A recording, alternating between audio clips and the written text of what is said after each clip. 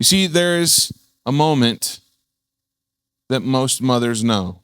I know this because I'm a son and a husband. It happens in the middle of, say, Tuesday. Nobody's watching. There's no applause, no recognition, no card. Just another load of laundry. If you're at my house, that's a lot of laundry. There's just another meal. There's just another quiet sacrifice that no one is going to put into a highlight reel on social media. And somewhere in the middle of all the giving that you do, a question surfaces in your life. Not always in words. It's more of a feeling, a low hum like a dryer. And you ask, does anybody see me? Does God hear me? Am I loved for who I am? Not just for what I do. Men, before you check out, those are your questions too. I know because I've been there. The man who shows up without fanfare, the man praying the same prayer for years, the man with a history he has never handed to anyone or let anyone in on. These are the questions that belong to every human being. Every human who has ever felt like they were doing life and no one was paying attention. I've been there. You've been there. We've experienced this. But today we're going to look at 4 women in Scripture. Not women who had it all together. Women in the hard middle of something, in the middle of their story, who found out that God never looked away. So today, she is seen, she is loved, and she is heard. There should be a slide. There it is. Today, we're going to start with she is seen. We're going to talk about Hagar. In Genesis 16, 1 through 13. And most sermons skip this portion. But I want to focus on this. This is not a footnote. She's a slave woman, the surrogate, the complication. She's not the hero, and she's definitely not technically free. And yet, she is the first person in all of Genesis to give God a name. You see, in the story, Sarai cannot have children. And in the ancient Near East, barrenness affected your identity, your status, and your security. So Sarah gives her slave Hagar to Abram as a surrogate. The household collapses almost immediately. Sarai treats Hagar harshly, and Hagar runs. Pregnant, alone, in the wilderness, no plan, and no protection. You see, she did not choose this situation. She was a piece on someone else's game board. Used when convenient, discarded when complicated. Guys, some of you know this wilderness too. A situation you did not sign up for, a life that shifted before you could catch up. You see, we all have similarities that we often disregard. Genesis 16:7 says, the angel of the Lord found Hagar near a spring in the desert. Found Hagar. The angel of the Lord found her at the spring. She did not find God. God found her. She was not on her way to a prayer meeting. She was fleeing and afraid. She was horrified. And God showed up anyway. Genesis 16:13 says, she gave this name to the Lord who spoke to her. You are the God who sees me. El Roi. The God who sees. And he does. He sees everything. She named God before the patriarchs did. a slave woman, a foreigner, someone who the world had assigned very little value to, because she needed to know she was not invisible. Mothers, moms, the work you do is largely invisible. The 2 a.m. worry, the growing pains in your kid, the appointment you advocated for, the moment you held it together so someone else could fall apart. Guys, you know this too. The thing you carry quietly, the fear about your kids you process alone. We walk this journey similarly. The unifier is that God sees all of it. Not just the Sunday morning version, although you all look spiffy today. He sees the Tuesdays. He sees what it costs you. You see, El Roi or El Roi is still his name. And you have never been invisible to him. You see, not only are you seen, but you are heard. I want to shift over to Hannah in 1 Samuel 1 through 20. You see, Hannah's story is about being heard when no one believes our prayer is going anywhere. Have you ever felt that way? You keep praying the same prayer over and over and over and over, and you feel like you're just throwing your prayers at a wall. Anyone? Or is it just I've been there? Just anyone else? Okay, cool. I was just looking for some head nods. You see, Hannah was loved by her husband and had no children. Again, this is another instance where the lack of something starts to impact the value you feel. So, 1 Samuel 1 through 20. Do you have your Bible? If so, let's jump over there.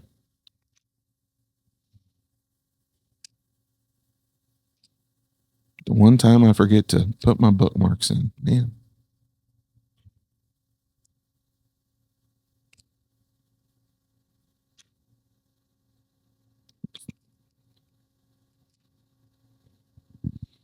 The birth of Samuel. This is quite a bit of scripture, but we're going to walk through it real quick because it sets up how she perceives herself. See, there was a certain man from Ramathaim, a Zuphite from the hill country of Ephraim, whose name was Elkanah, son of Jeroham, the son of Elihu, the son of Tohu, the son of Zuph. You having fun yet? Yeah, me too. I'm trying to pronounce them all. The Ephraimite. He had 2 wives. One was called Hannah and the other Peninnah. There we go. Peninnah had children, but Hannah had none. Year after year, this man went up from his town to worship and sacrifice to the Lord Almighty at Shiloh, where Hophni and Phinehas, the 2 sons of Eli, were priests of the Lord. Whenever the day came to Elkanah to sacrifice, he would give portions of the meat to his wife Peninnah and to all her sons and daughters. But to Hannah, he gave a double portion because he loved her. It's amazing what love does. And the Lord had closed her womb. Because the Lord had closed Hannah's womb, her rival kept provoking her in order to irritate her. Man, feels like I've heard this story before in modern times. This went on year after year. Whenever Hannah went up to the house of the Lord, her rival provoked her till she slept.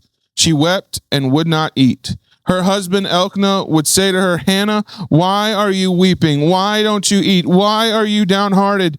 Don't I mean more to you than 10 sons? Once, when they had finished eating and drinking in Shiloh, Hannah stood up. Now Eli, the priest, was sitting on his chair by the doorpost of the Lord's house. In her deep anguish, Hannah prayed to the Lord, weeping bitterly, and she made a vow. saying, Lord Almighty, if you will only look on your servant's misery and remember me and not forget your servant, but give her a son, then I will give him to the Lord for all the days of his life, and no razor will ever be used on his head.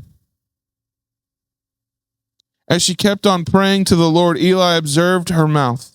Hannah was praying in her heart, and her lips were moving, but her voice was not heard. Eli thought she was drunk and said to her, How long are you going to stay drunk? Put away your wine. Not so, my lord. Hannah replied, I am a woman who is deeply troubled. I have not been drinking wine or beer. I was pouring out my soul to the Lord, nor do not take your servant for a wicked woman. I have been praying here out of my great anguish and grief. Eli answered, Go in peace, and may the God of Israel grant you what you have asked for him.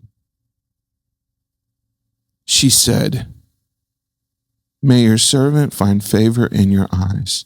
Then she went her way and ate something, and her face was no longer downcast. Early the next morning, they arose and worshipped before the Lord, and then went back to their home in Ramah. Elkanah made love to his wife Hannah, and the Lord remembered her. So in the course of time, Hannah became pregnant and gave birth to a son. She named him Samuel, saying, Because I asked the Lord for him. I could spend a whole month in that portion of this chapter. You see, Hannah was loved by her husband, but still had no children. Year after year, she went up, and year after year, Peninnah pushed on the wound. Hannah wept, could not eat. But still, Hannah kept going. I love it when he says, Don't I mean more to you than 10 sons? Because he also saw the pain in his wife.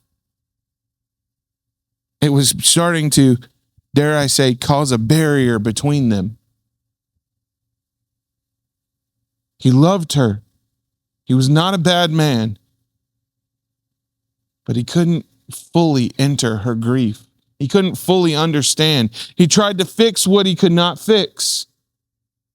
Men, we are wired to fix things.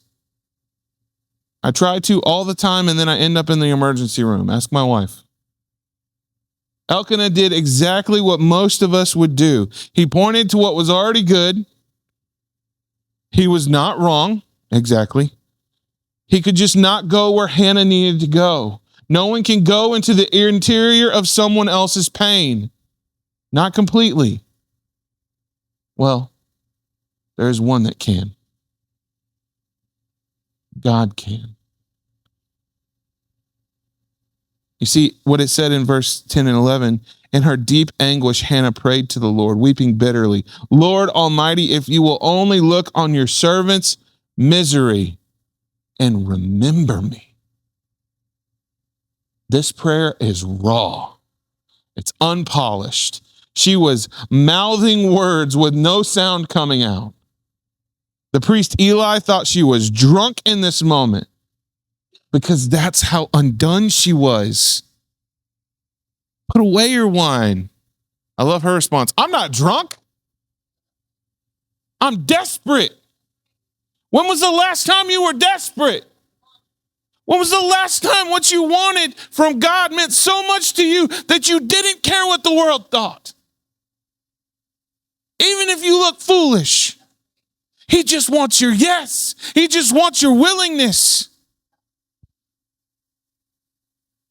She showed us what desperate, painful prayer looks like.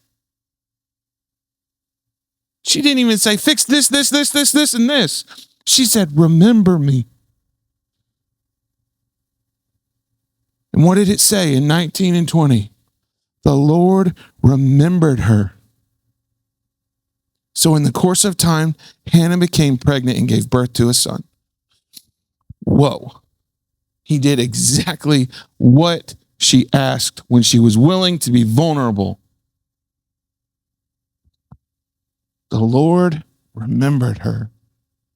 He remembers you too. In Hebrew, that is an action phrase that he remembered. God moved toward her. He turned his attention into action on her behalf, as only he could. You see, when you pray your prayers, they do not just simply disappear. They don't dissipate. They don't just, whew. It says that he collects them. Not only does he collect our prayers, he collects our tears. So what matters is our conversation. Revelation 5:8, golden bowls full of incense, the prayers of the saints. Your prayers are not dissolving into the ceiling as they go up. Although my wife's grandmother once said that glitter dissolves in the carpet, that is not true. Glitter is resilient because it's made of metal. It doesn't just dissolve. They are held. He holds them in heaven. Mothers, bring every prayer you have carried for your children. Men, bring the thing you have been too proud to say. Pour it out. He's listening. You see, the third part of this is that she is loved. I want to jump over to John chapter 4. All they're using devices, right? That's why I only hear my pages turn. It's okay. I'm not judging you.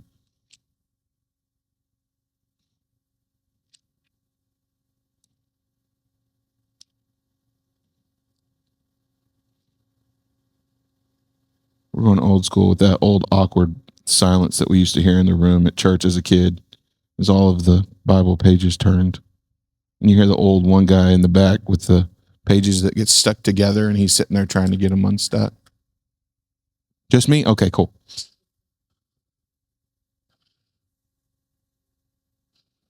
John 4, 1 through 30. This is a story that truly cuts the widest across every person in this room. See, Jesus stops at a well near Sychar around noon, and he finds a Samaritan woman that comes to draw water. This is another one of those stories where we could spend a whole lot of time. I'm not going to read the whole thing but I do want you to go home today, preferably, and dive into this story, because there's so much here. Just the fact that she was a Samaritan woman and he spoke to her when he wasn't supposed to. That's a side thing. So Jesus stops at the well. You see, women drew water in the cool of the morning in groups, but she came alone at noon. She came at the hour that no one else would be there, and I think it was to avoid everybody else. See, John 4:7 says, when a Samaritan woman came to draw water, Jesus said to her, "Will you give me a drink?" 3 barriers crossed in one sentence. You see, a Jewish man, a Samaritan woman, conversing in public. I know, this is why I want you to go home and dig into this. And he asked her for something, which put her in a position of dignity, not shame. He did not start with what was wrong with her. He asked her for something. That is the character of Jesus. John 4:16 says, 16 and 18 says, he told her, "Go call your husband." "I have no husband," she replied. Jesus said, "You are right. The fact is, you've had 5 husbands, and the man you now have is not your husband." Whew. I don't know why I read that, but it comes, like, when I read it, it always sounds salty in my brain. He's not your husband. What are you doing? You see, Jesus knew everything in this moment. This is not Jesus catching her. There is no condemnation in his tone, even though when I read it, that's how it comes across. Maybe that's just my heart. I don't know. This is not a lecture.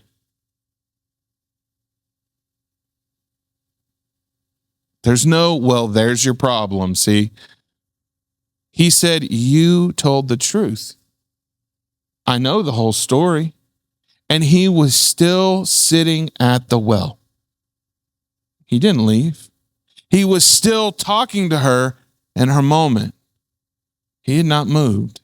You see, that is love. That kind of love, that knows everything and stays anyway. Men, for a moment, I need to make eye contact with you. Cool, gotcha. Cool. There is a chapter of your history you have never given anyone. A version of yourself from 10 years ago or 20 years ago, you are convinced would end the conversation if it ever came out. I'm talking to men in this because I sit at tables with guys so often and they break as they tell me about the pieces of their lives they feel like they can't share. Ladies don't sit with me at tables. I'm assuming you have the same stuff.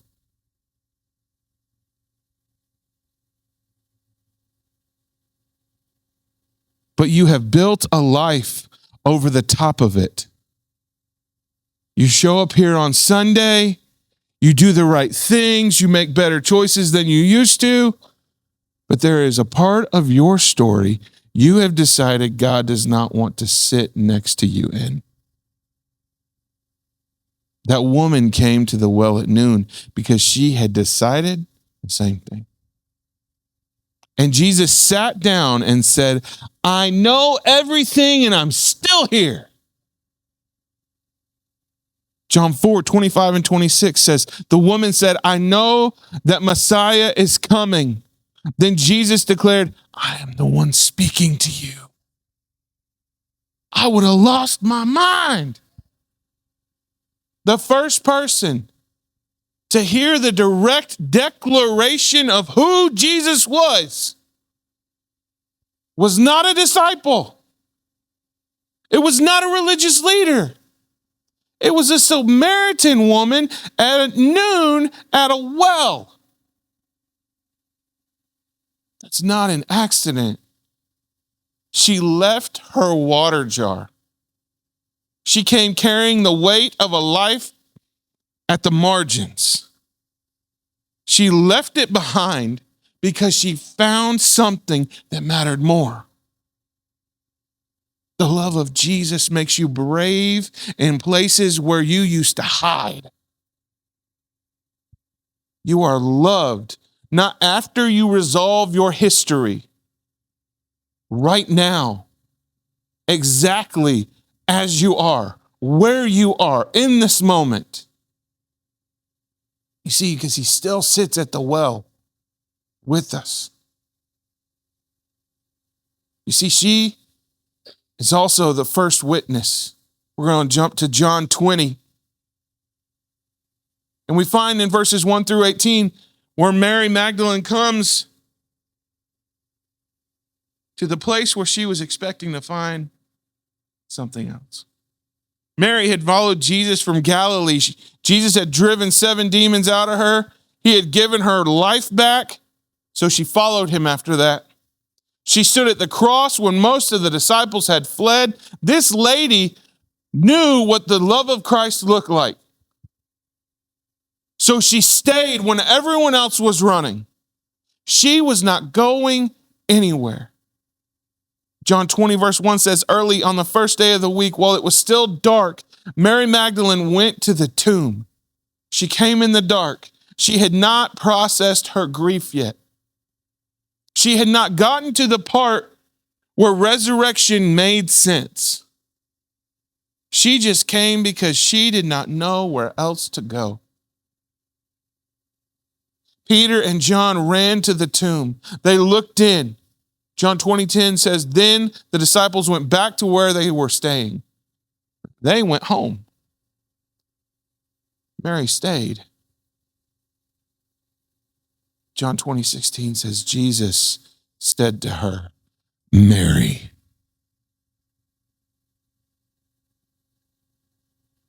One word, her name. He did not announce the resurrection to the Sanhedrin. He did not appear first to the disciples. The first person Jesus spoke to on the other side of death was a woman who had nowhere else to go but back to the tomb. He called her by name. Then he commissioned her. The first preacher of the resurrection was a woman with the story most people would have used to disqualify and discredit her. She is seen, she is loved, she is heard, and she is sent. If you hear me today, moms, women,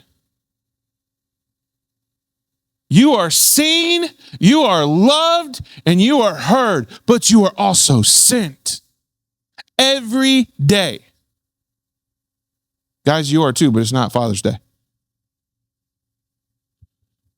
Ladies, when you go into the chaos of your kids' room, there are Legos all over the floor. Your husband is asking where his socks are on the other side of the house. Chaos ensues. One kid punches another. Then there's a suplex over a couch. You are sent in that moment to show the light of Christ. When you go to that PTO moment at the school and you're sitting there with all these other folks and they're talking about the school and how everything's wrong, you are Jesus in that moment. When you get a phone call from so-and-so and such and they want to talk about how miserable their life is, you got to be Jesus in that moment. Every moment of your hard day, the day that is often you feel is unseen, when you are taxed at the end of the day and your kids still come ask you the 598,000th question, you're Jesus in that moment. You do not stop looking like Jesus. And it is hard, but I'm going to tell you it's worth it. Guys, same for you. Just because you had a bad day doesn't mean you don't have to look like Jesus at the end of it.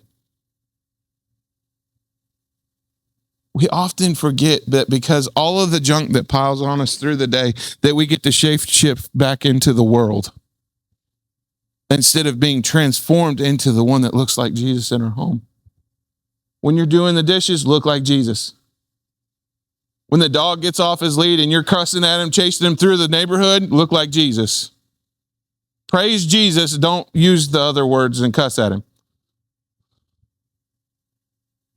Why am I saying all this? Because these were women in the midst of their regular day.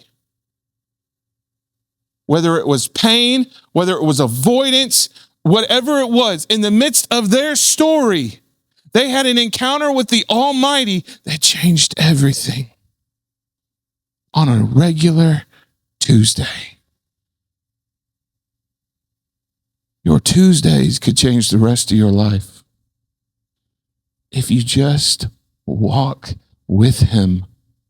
If you sit at the well, if you ask him to remember you. All of the things that we've talked about today.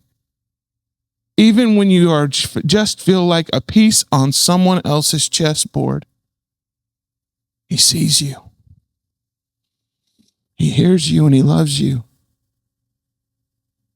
And you are not alone in this.